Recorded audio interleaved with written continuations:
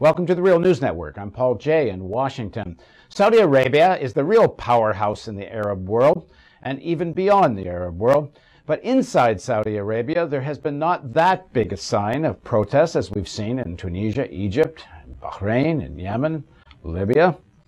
Why? Joining us again to talk about what's going on inside Saudi Arabia is Madawi Al-Rasheed. She's a professor of social anthropology at King's College in London and the author of the books A History of Saudi Arabia and Contesting the Saudi State. Thanks for joining us again, Madawi.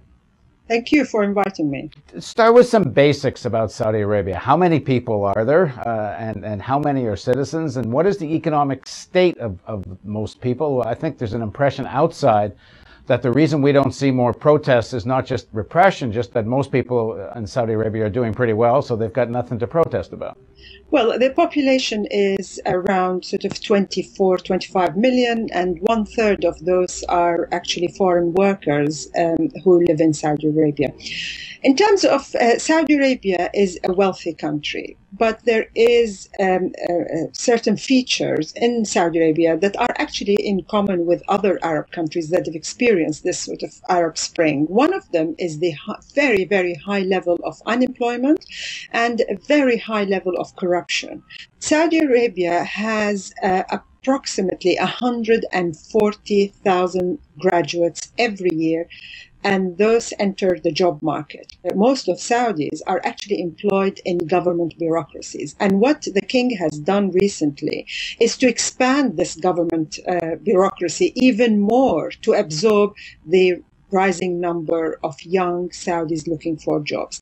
But Saudi Arabia does have a high level of unemployment. Some say that it is around 10%, but according to other sources, it is in excess of 20%.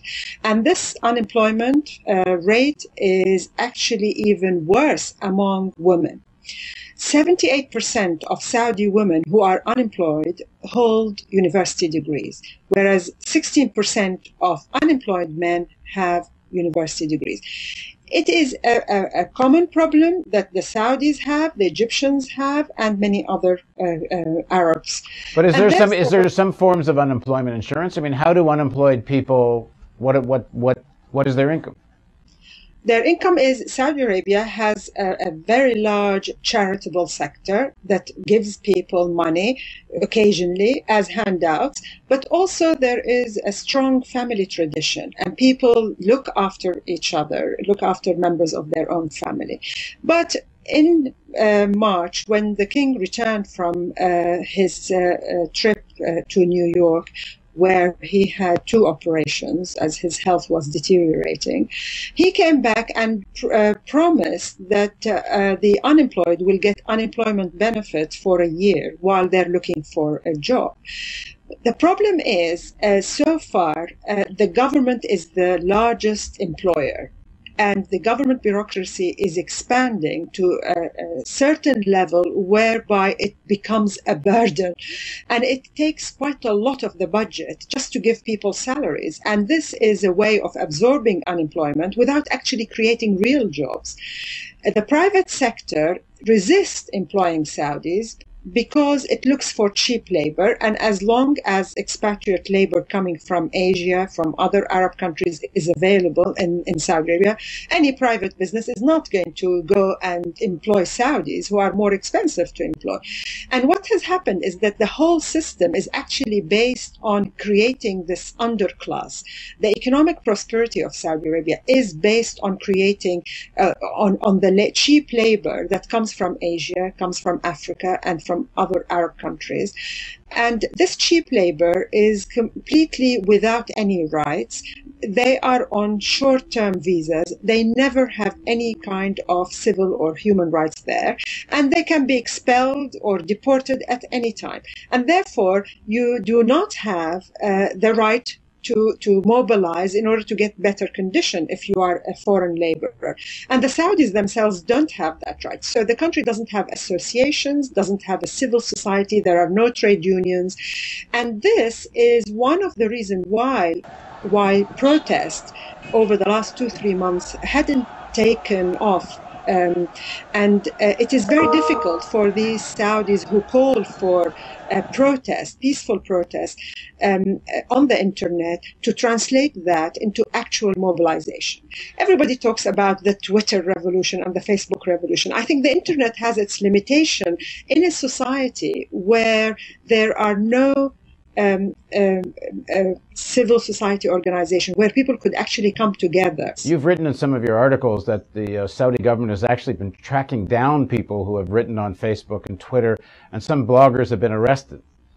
Oh, yes, absolutely. And even then, when this internet has served the purpose of being a cathartic outlet where somebody who is extremely frustrated, unemployed, or basically have some serious grievances, whether he's been abused or so in a way they try to write articles, and immediately we find that the security forces would come and pick that person. I have several cases of people who are academics who have written articles asking questions about, for example, the future of succession in Saudi Arabia. As you probably know, the king, the crown prince, the second deputy prince, they're all over 80 years old, and all of them are actually ill. So one academic wrote an article and posted it on his Facebook asking what is going to happen to the leadership, who is going to rule Saudi Arabia given the old age of the three most senior princes, and he was immediately put in prison. And so even the internet is not safe, and obviously, you know, the hyper sort of excitement about the role of the internet. It works in an open society, but in these situations, such as Saudi Arabia, it has its limitations. You give an example in one of the things you've written, one of the pieces you've written, of someone who went to just inquire after a relative, and then the person inquiring was arrested. What is that story? Yes, I mean, this is somebody who's been in prison for a very long time. He's an academic. I think he's an Islamist as well. And he's been in prison for over 8 years. And his son, Mubarak al-Zair, went to the Ministry of Interior to meet someone to ask about his father. And he was imprisoned. So basically, just to give you another example, more recently, there was a call for women to drive and lift the ban on women on driving. إنه الوحدة أوقات لا قدر الله اللي هو الطوارئ إنه تقدر تمشي أمورها يعني لا قدر الله زوجها كان معاها جات له. And a young 32-year-old woman, a mother, started this campaign on the internet, and her name is Manal Sharif, and she drove her car in the eastern province in Al Khubar in Saudi Arabia, and she was in prison. She was put in prison for 10 days, and she's just been released. For violating the ban on driving. Now, my understanding was she posted a video on YouTube, something about this? Yes, she posted her video driving the car with her brother in the back seat and with another woman activist, Wajih Al-Huwaider. And the reason why she was in prison, not simply because she violated this ban, but because she was encouraging other women to drive their cars on the 17th of June, the day when this was supposed to take place. So basically, people talk about the oppressive Mubarak regime, even though he was oppressive, but at least in Egypt, there was some kind of freedom.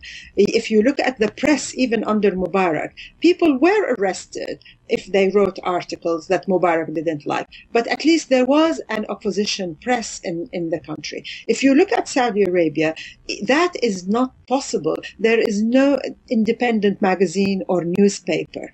Every single newspaper, media is owned by the regime, and therefore, if you look at the Saudi press, it is basically showering congratulations and sort of thanking the princes for their vision and for their handouts and for the freedom of speech in inverted commas that they allow.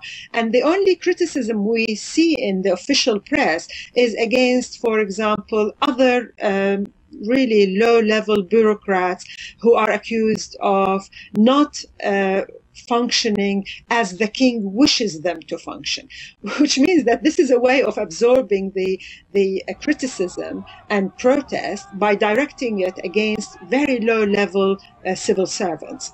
And this is what happens during these protests that I mentioned. When women go to the Ministry of Education, there was a case of women teachers who, a group of them, had been working for 15 years without actually having fixed contracts. So they were on short-term contracts. And they went as a group to the ministry in order to ask for these contracts to be converted into fixed contracts. And they were abusing the civil servant who came out to meet them and saying to him, "Oh, you do not apply the king's rules. We praise the king's vision, but you are the one who is wrong because of corruption and because of being lazy." And therefore, the state, the regime allows these kind of minor protests because they absorb the tension in society. It's actually illegal to critique the king, is it not?